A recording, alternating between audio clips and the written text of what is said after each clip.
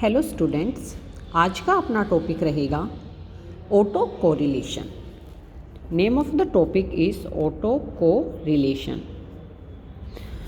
जब हमने OLS estimators की प्रॉपर्टीज़ को पढ़ा था तो उसमें हमने कुछ प्रॉपर्टीज़ की थी जिसमें आपको लर्न होगी। सबसे पहले प्रॉपर्टीज़ थी summation of mu I is always equal to zero. दूसरी प्रॉपर्टी थी वेरिएंस ऑफ म्यू आई, यानी कि म्यू आई के वेरिएंस में हमें क्या करना पड़ता है, जो हमारी एक्सपेक्टेड वैल्यू ऑफ म्यू आई होती है उसका स्केयर करना पड़ता है। वो हमारा निकल के आया था म्यू आई का स्केयर और हमने इसको कांस्टेंट माना था। और जब ये प्रॉपर्टी टूट जाती है, जब ये प्रॉपर्टी नहीं रह पाती तो उस सिचुएशन को हेटेरोस्केडास्टिसिटी बोला जाता है। और उसको किस तरह से सॉल्व किया जाता है ये हम ऑलरेडी पढ़ चुके हैं। और अब तीसरी जो चीज़ है वो हमने बताया था कि जो रिलेशन होगा between mu i and mu j, it should always be equal to zero, यानी there is no relation covariance between u i and u j is always equal to zero. It means there is no relation between u i and u j. It means no auto correlation, इसको बोलेंगे no auto correlation. It was the basic assumption of OLS estimators. And next one was, it is number 4, there is no multicollinearity. It means expected value of xi and mu I is always equal to 0. It means no multi collinearity. ये हमने assumptions assume की थी जब हमने OLS estimators को निकाला था। यदि इन अजम्पशन में से कुछ अजम्पशंस ब्रेक डाउन हो जाती हैं तो उन अजम्पशंस के ब्रेक डाउन होने पर जो नाम आपके सामने आता है वो एक बार फिर से रिवाइज कर लीजिए। जब जो variance of mu I constant नहीं रहता तो इसको हेटेरोस्केडास्टिसिटी बोला जाता है। हेटेरोस्केडास्टिसिटी को हम पूरे डिटेल में पढ़ चुके हैं।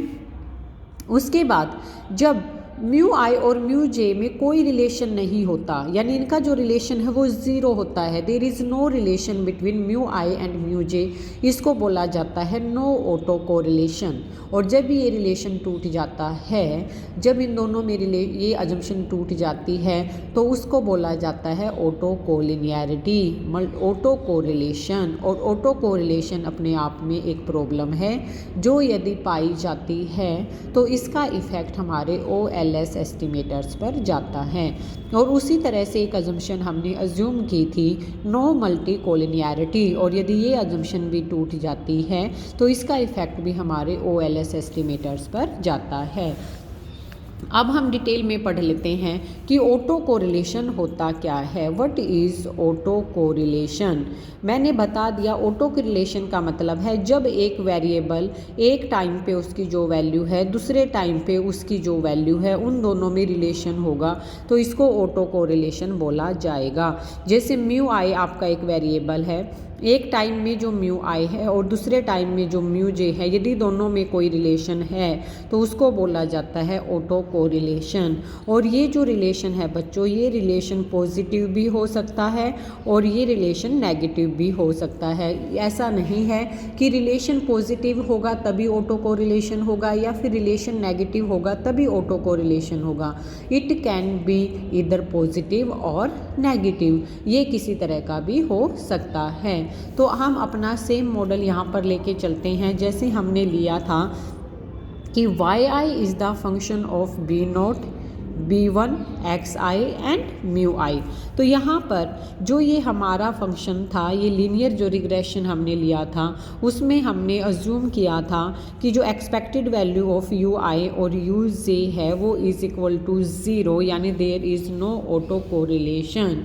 लेकिन यदि ऐसा नहीं हो पाता, यदि ये जो है ये अजम्पशन वायलेट हो जाती है और यू आई और u j is not equal to zero आ जाता है तो इसको बोला जाता है ऑटो कोरिलेशन यहाँ पर पाया गया है। यदि मैं इसी एग्जाम्पल को डिफाइन करूं, it is our consumption level and it is our income level. हम मानते हैं कि हमारी जो कंजम्पशन है वो हमारी इनकम पे डिपेंड करता है। इनकम के इंक्रीज़ होने पर कंजम्पशन बढ़ेगा और इनकम के डिक्रीज़ होने पर कंजम्पशन घटेगा, और बाकी जो इफ़ेक्ट है हमने उसको म्यू आई में ले लिया है। लेकिन बच्चों, क्या सिर्फ यही रहता है कि जो हमारा कंजम्पशन होता है उस पे सिर्फ इनकम का इफ़ेक्ट पड़ता है? बाकी बहुत सारी चीज़ें हैं। लोगों का इंटरेस्ट क्या है, लोगों की पिछली इनकम क्या है, लोगों का पीछे का कंजम्पशन का जो पैटर्न है वो क्या था, फ्यूचर में लोगों की इनकम क्या हो सकती हैं। तो ऐसे बहुत सारी चीज़ें होती हैं जो कंजम्पशन पर इफ़ेक्ट डालती हैं, ना सिर्फ एक इनकम। तो वो सारे जो इफ़ेक्ट डालने वाली बाकी जो फैक्टर्स हैं उनको हमने म्यू आई में ले लिया, और वो जो फैक्टर्स हैं वो कभी भी कांस्टेंट नहीं रहते। जो मैंने और फैक्टर्स बताए जिनके इफेक्ट वो हमने म्यू आई में लिया है, वो फैक्टर्स हमेशा कांस्टेंट नहीं रहते, उनकी वैल्यूज़ चेंज होती रहती है। टाइम सीरीज़ डेटा में देख लीजिए आप, या क्रॉस सेक्शनल डेटा में देख लीजिए। फिर से मैं आपको बता दूँ, टाइम सीरीज़ में आप एक टाइम पीरियड की बात करते हैं और क्रॉस सेक्शनल डाटा में आप at a point of time की बात करते हैं। तो आप किसी भी तरह का डाटा इकट्ठा करोगे, जब पिछली इनकम, पिछले कंजम्पशन, फ्यूचर इनकम, लोगों के इंटरेस्ट से रिलेटेड, तो आप देखोगे कि वो जो डेटा है वो कांस्टेंट नहीं रहता, वो वेरी करता रहता है, जिसके कारण जो म्यू आई एंड म्यू जे की जो वैल्यूज़ हैं वो हमेशा उनका जो रिलेशन है वो ज़ीरो नहीं आता, वो कई बार पॉजिटिव और नेगेटिवली रिलेटेड भी आ सकता है। तो जिस तरह से जो ये म्यू है, अब इसकी वैल्यू है ये कांस्टेंट नहीं रहती, ये टाइम पीरियड के दौरान क्या होती रहती है, चेंज होती रहती हैं। तो मैं इसको एक डायग्राम के द्वारा यहाँ पे शो कर रही हूँ। ये आपका म्यू आई है, कुछ टाइम पीरियड तक आपका जो म्यू आई है ये पॉजिटिव है, फिर ये नेगेटिव हो जाता है, फिर ये पॉजिटिव हो जाता है, और फिर ये नेगेटिव हो जाता है। तो जो ये म्यू आई की वैल्यू है मैंने इस डायग्राम से दिखाई है, जो क्या दिखा रही है, जो ये दिखा रही है कि जो ये पॉजिटिव है इसको फॉलो करता है नेगेटिव, नेगेटिव को फॉलो करता है पॉजिटिव। यानी कि जो हमारे इकोनॉमिक एलिमेंट्स हैं वो इस तरह से चेंजेस होते हैं, यदि वो एक बार पॉजिटिव होना शुरू करते हैं तो एक दूसरे को एनकरेज करते रहते हैं और पॉजिटिव होते रहते हैं। यहाँ पर आपको ट्रेड साइकिल याद होगा बच्चों कि किस तरह से वहाँ पे इन्वेस्टमेंट, कंजम्पशन, इनकम सब कुछ एक बार बढ़ना शुरू होता है तो फिर वो बढ़ना शुरू कर देते हैं। एक बार पीक लेवल पे पहुंचकर वो गिरना शुरू कर देता है तो वो गिरते रहते हैं। फिर एक यहाँ पर एक ऑटोनोमस इन्वेस्टमेंट उनकी सीलिंग बन जाता है, उसके बाद फिर से वो बढ़ना शुरू कर देते हैं। तो कहने का मतलब ये है कि जो ये म्यू आई है ये अपने आप में अपनी ही वैल्यूज़ के कारण ऊपर या नीचे जा रहा है। यानी कि जो म्यू आई है वो अपनी पिछले वाली वैल्यू पे डिपेंड है। यानी कि म्यू आई और म्यू जे दोनों एक दूसरे से अलग नहीं है बल्कि एक दूसरे पर डिपेंडेंट है। तो इट मीन्स यहाँ पर क्या है, ऑटो कोरिलेशन है, और यही हमने इस सिंबल से दिखाया है। When the relation between mu i and mu j is not equal to zero then it is called there is auto correlation. ठीक है बच्चों, अब हम बात करेंगे detecting the presence of auto correlation. हमें कैसे पता चलेगा कि ऑटो कोरिलेशन है हमारे मॉडल में, इस चीज़ को अब हमें पढ़ना होगा। कहते हैं कि यहाँ पर 2 मेथड्स हैं। एक तो आपका जो मेथड्स है वो क्या है, आप क्या करेंगे, प्लॉट करके दिखाएंगे, ग्राफिकली आप प्रेजेंट कर लेंगे कि दोनों के बीच में किस तरह का रिलेशन है। एक तरफ जैसे अब हम म्यू आई तो हम निकाल नहीं सकते बच्चों, हम इसकी एक्सपेक्टेड वैल्यू क्या लेते हैं, ई आई लेते हैं। आप सभी को रिमेंबर है म्यू आई हमारा पॉपुलेशन पैरामीटर है हमारे B0 B1, और म्यू आई हमारा वो रैंडम वेरिएबल है जो प्रभावित करता है हमारे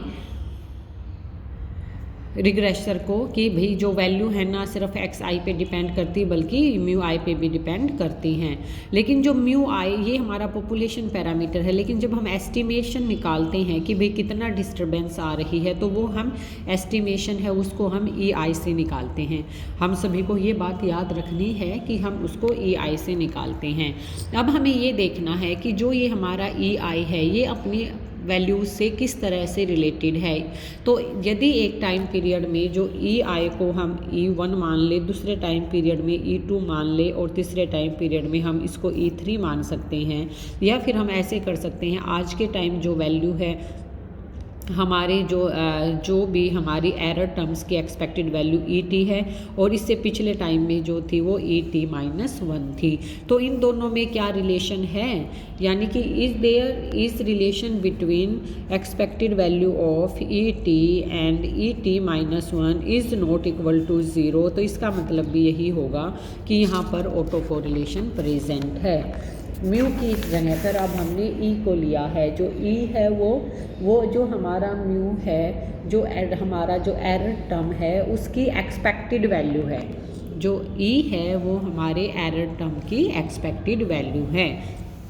तो अब हमें देखना है कि जो हमारा ई टी और ई टी माइनस वन है वो एक दूसरे से रिलेटेड हैं या नहीं।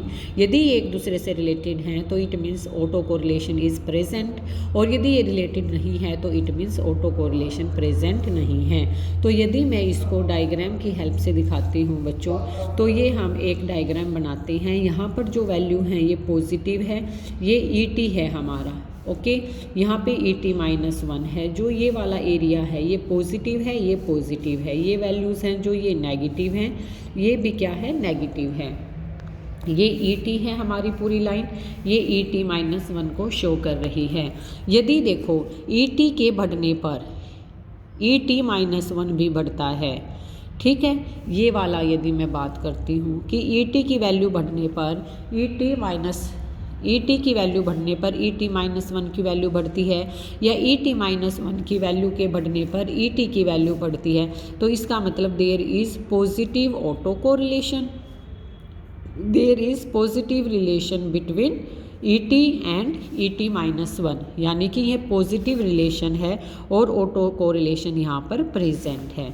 और दूसरी तरफ यदि ये भी नेगेटिव होता जा रहा है और ये भी नेगेटिव होता जा रहा है, दोनों चीज़ क्या हो रही है बच्चों, नेगेटिव होती जा रही हैं। जैसे ये नेगेटिविटी में यहाँ 0 था, 1 2 3 4 5 6, 1 2 3 4 5 6, ये भी बढ़ता जा रहा है और ये भी 1 2 3 4 5 6, इन दोनों में जो रिलेशन है वो बढ़ता जा रहा है। एक की वैल्यू नेगेटिव बढ़ती जा रही है तो दूसरे की वैल्यू भी नेगेटिव बढ़ती जा रही है।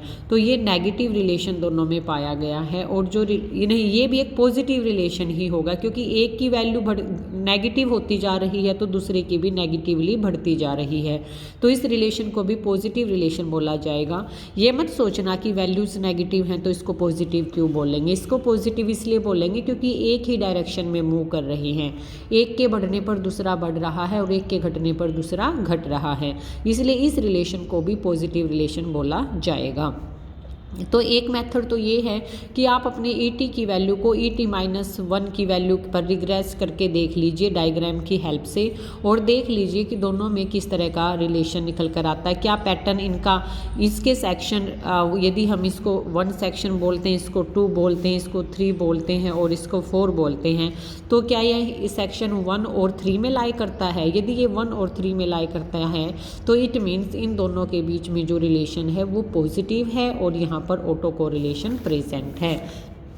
दूसरी ओर बच्चों ऐसा भी हो सकता है कि इन दोनों के बीच में जो रिलेशन तो मिले लेकिन वो पॉजिटिव ना मिले। जैसे ये तो नेगेटिव वैल्यू है ई टी की, यहाँ पे ई टी की पॉजिटिव वैल्यू है, ये ई टी माइनस वन की नेगेटिव वैल्यूज़ पॉजिटिव वैल्यूज़ हैं, ये ई टी माइनस वन की नेगेटिव वैल्यूज़ हैं। यदि ऐसा भी हो सकता है कि ये तो पॉजिटिव बढ़ता जा रहा है और जो दूसरी तरफ ये नेगेटिव बढ़ता जा रहा है, ये रिलेशन ऐसा भी हो सकता है, बिल्कुल हो सकता है। जब ये पॉजिटिव इतना है तो ये नेगेटिव इतना है, जब ये पॉजिटिव इतना हो जाता है तो ये नेगेटिव बढ़ जाता है, ये पॉजिटिव हो जाता है तो ये नेगेटिव बढ़ जाता है। कहीं ना कहीं रिलेशन तो है, दोनों में चेंज तो हो रहा है, लेकिन जो रिलेशन है वो किस तरह का है, नेगेटिव चीज़, नेगेटिव तरह का है। और उसी तरह से यदि यहाँ पर देखते हैं तो यहाँ पर ये नेगेटिव है और ये क्या है, पॉजिटिव है, तो यहाँ पर भी जो रिलेशन है वो किस तरह का है, नेगेटिव है। तो रिलेशन तो प्रेजेंट है ना, चाहे वो नेगेटिव ही क्यों ना हो, तो नेगेटिव रिलेशन है। नेगेटिव रिलेशन का मतलब क्या हुआ कि यहाँ पर भी ऑटो कोरिलेशन है।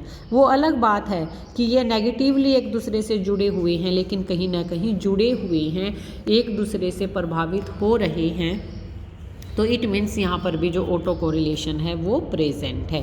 तो एक तो ये मेथड है ये निकालने का, देखने का कि क्या ऑटो कोरिलेशन प्रेजेंट है या नहीं।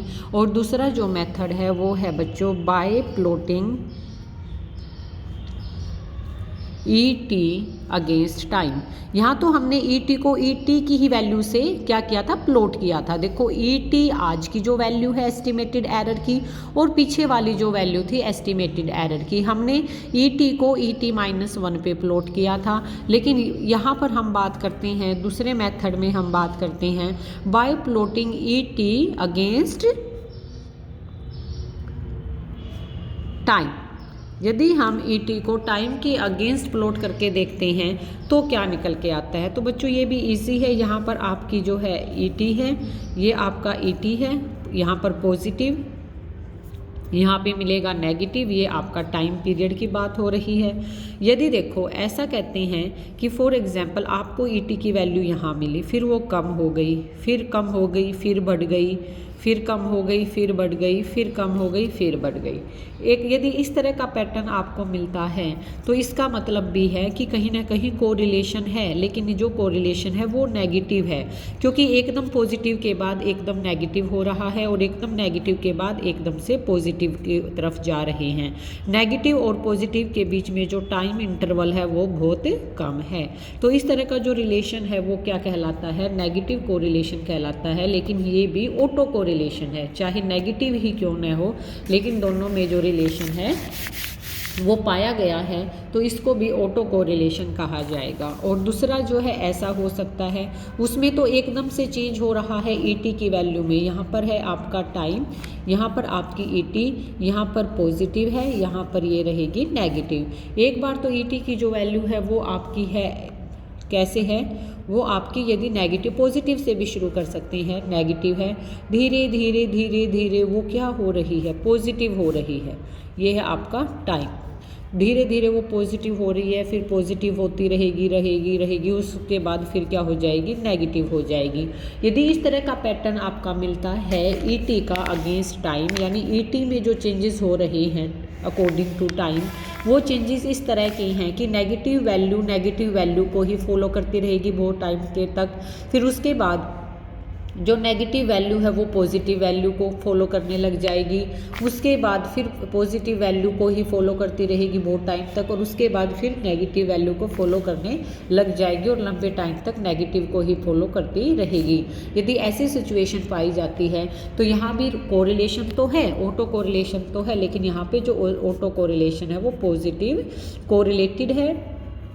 तो फिर यहाँ पर यदि पॉजिटिव कोरिलेशन है तो इसका मतलब क्या हुआ, ऑटो कोरिलेशन की प्रेजेंस यहाँ पर भी पाई गई है। तो इन दो मेथड के थ्रू, एक आपने क्या किया, ET को ET पे T-1 पे रिग्रेस करके देख लिया, दूसरे में आपने ET को टाइम के अगेंस्ट रिग्रेस करके देख लिया। यदि ये पैटर्न है तो भी ऑटो कोरिलेशन है, यदि ये पैटर्न्स है तो भी ऑटो कोरिलेशन है। फ़र्क सिर्फ ये है, ये पॉजिटिवली रिलेटेड है लेकिन रिलेशन तो है ना, तो ऑटो कोरिलेशन है। ये नेगेटिवली रिलेटेड है बट रिलेशन है तो ऑटो कोरिलेटेड है।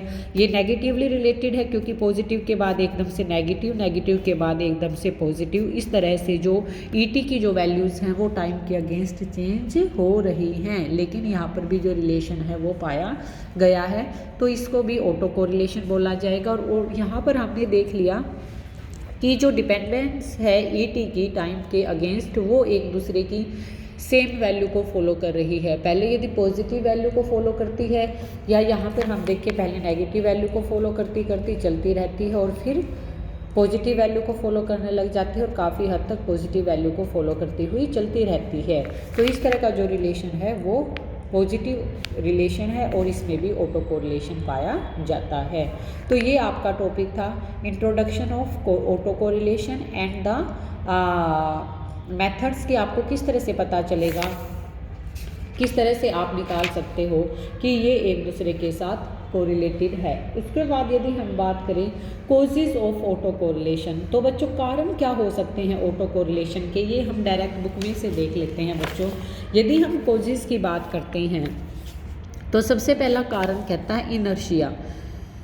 इनर्शिया का मतलब क्या होता है कि कई बार एक ही, जैसे अभी अभी हमने ट्रेड साइकिल का एग्जाम्पल लिया था कि एक बार इन्वेस्टमेंट, कंजम्पशन, इनकम, ये सब चीज़ें बढ़, प्रॉफिट, कंजम्पशन, डिमांड, सप्लाई, ये सब चीज़ें एक बार बढ़ने लग जाती हैं तो ये एक दूसरे को इस तरह से इफ़ेक्ट करती हैं, एक दूसरे को इस तरह से पुश करती हैं कि ये एक डायरेक्शन में चलना शुरू कर देती हैं और चलती ही रहती हैं। तो इस तरह का इफ़ेक्ट पाया जाता है हमारे इकोनॉमिक रिलेशंस में, यानी इनर्शिया पाया जाता है। इसलिए बहुत सारी पॉसिबिलिटी है यहाँ पर कि ऑटो कोरिलेशन प्रेजेंट रह सकता है। इससे ये क्लियर हो रहा है कि पॉसिबिलिटी है, यदि इनर्शिया है इकोनॉमिक वेरिएबल्स के बीच में, तो इसका मतलब है बहुत ज़्यादा पॉसिबिलिटी है कि ऑटो कोरिलेशन पाया जाएगा। हमारी जो एक्सपेक्टेड एरर टर्म हैं वो एक दूसरे से जुड़ी हुई मिलेंगी। दूसरा है एक्सक्लूडेड वेरिएबल केस। कई बार ऐसा होता है, जैसे अभी हमने कंजम्पशन की ही बात की कि जैसे हम बार बार एक एग्जांपल अपनी क्लास में लेके चलते हैं कि बच्चों के मार्क्स कितने आएंगे, ये सिर्फ टीचर के पढ़ाने पे ही डिपेंड नहीं करेगा, बल्कि बच्चे खुद कितनी मेहनत करते हैं उस पर भी डिपेंड करेगा। और यदि बच्चे जो खुद मेहनत करते हैं उसको मैं एक एरर टर्म में जोड़ दूँ, म्यू आई में जोड़ दूँ, और सिर्फ टीचर के जो पढ़ाते हैं उसको जो है इंडिपेंडेंट वेरिएबल मान के और बच्चों के मार्क्स को रिग्रेस कर दूंगी, तो मेरा जो मॉडल होगा वो ठीक नहीं होगा। मैंने शुरू में ही जो मॉडल ले लिया है वो गलत ले लिया है, क्योंकि मैंने एक बहुत ही इम्पोर्टेंट वेरिएबल जो कि डायरेक्ट इफेक्ट कर रहा है बच्चों के रिजल्ट पर, मैंने उसको रैंडम वेरिएबल में ले लिया है। मैंने उसको जो एरर वेरिएबल है उसमें ले लिया है, जबकि वो अपने एरर वेरिएबल में तो हम सिर्फ उन इफ़ेक्ट्स को ले सकते हैं जो कि एक टाइम पर कैलकुलेट करने में थोड़ी दिक्कत आ रही है और जिनका कोई डायरेक्ट इफेक्ट हमारे वाई पे यानी हमारे रिजल्ट पे नहीं लग रहा है। लेकिन यदि हम एक इतने इम्पोर्टेंट वेरिएबल को एक नॉर्मल एरर वेरिएबल के साथ जोड़ देंगे तो ये हमारी स्पेसिफिकेशन बायस होगी, यानी कि हमने इस मॉडल को स्पेसिफाई करते टाइम ही इसमें बायसनेस को घुसा दिया है। जो एक्चुअल जो वेरिएबल थे एक्सक्लूड कर दिया है हमने उन वेरिएबल को। कई बार हम इनकरेक्ट फंक्शनल फॉर्म भी ले सकते हैं बच्चों, जैसे कि हमारा जो फंक्शन है वो ये है। इसमें हमने देखा कि फंक्शन है जो हमारा क्वाड्रेटिक है, लेकिन हमने इसको सोल्व करने के उद्देश्य से हमने इस क्वाड्रेटिक हमारा जो फंक्शन है उसको हमने एक सिंपल फंक्शन में बदल कर ले लिया कि जो भी मार्जिनल कॉस्ट है वो x और x स्क्वायर का फंक्शन ना होकर सिर्फ x का फंक्शन है, और बाकी जो x स्क्वायर या और भी जो इफेक्ट हैं x स्क्वायर और म्यू है उन सबको हमने v ले लिया। तो कहीं ना कहीं जो ये हमारा इम्पोर्टेंट फैक्टर था x स्क्वायर जो हमारे मार्जिनल कॉस्ट को प्रभावित करता था, इस एक्स स्क्वायर को हमने म्यू के साथ जोड़कर वी में कन्वर्ट कर दिया। यदि हम वही बात आ गई, इतने इम्पोर्टेंट वेरिएबल को सिर्फ एक एरर वेरिएबल में जोड़ देंगे तो जो रिजल्ट आएगा, जो हमारे MC का जो रिजल्ट आएगा, जो हमारी मार्जिनल कॉस्ट निकल के आएगी, वो मार्जिनल कॉस्ट हमारी एक्यूरेट नहीं मिलेगी।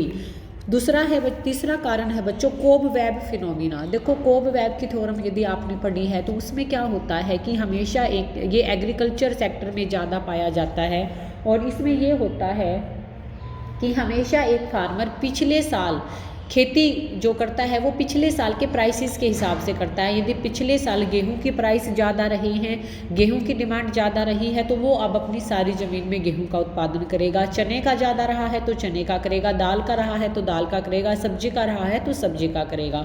यानी कि आज जो उत्पादन हो रहा है वो उस उत्पादन के पिछले प्राइस पर डिपेंड करता है।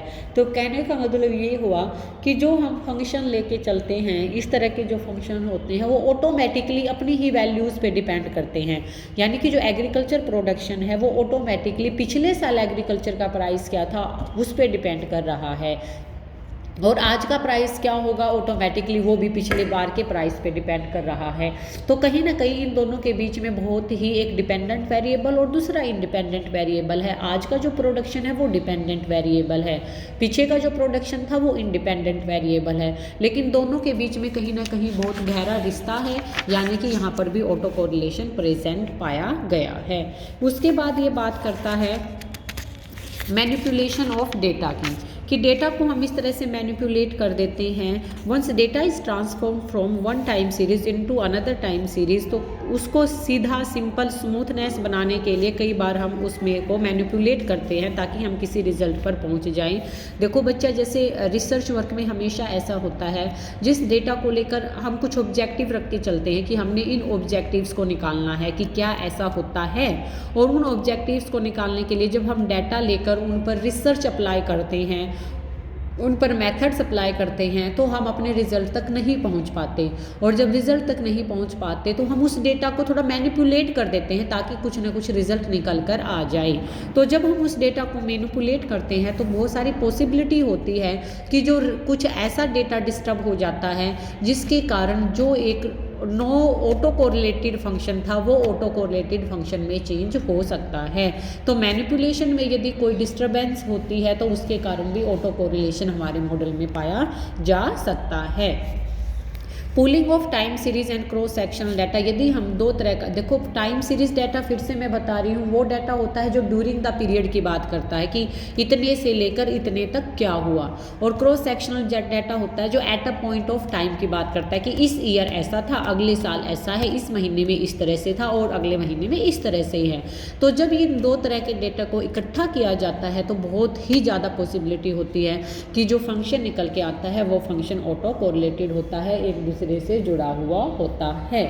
Miss specification of true random term mu, और कई बार हम क्या होता है बच्चों कि जो रैंडम टर्म लेते हैं ना म्यू, उसको मिस स्पेसिफाई कर देते हैं। एक्चुअल में जो फैक्टर्स हमने म्यू में लेने चाहिए उनको हम छोड़ देते हैं और जो नहीं लेने चाहिए उनको हम इंक्लूड कर देते हैं, और ये हम करते हैं पर्पजिव मोटिव से, अपने रिजल्ट तक पहुंचने के लिए, अपनी सहूलियत से, अपने काम को ईजी करने के लिए। और यदि हम ऐसा करके म्यू वाई में ही डिस्टर्ब कर देते हैं तो जो एक्सपेक्टेड ई आई होगा वो ऑटोमेटिकली क्या हो जाएगा, ऑटो कोरिलेटेड हो जाएगा। Then these are the factors जिसके कारण ऑटो कोरिलेशन पाया जाता है।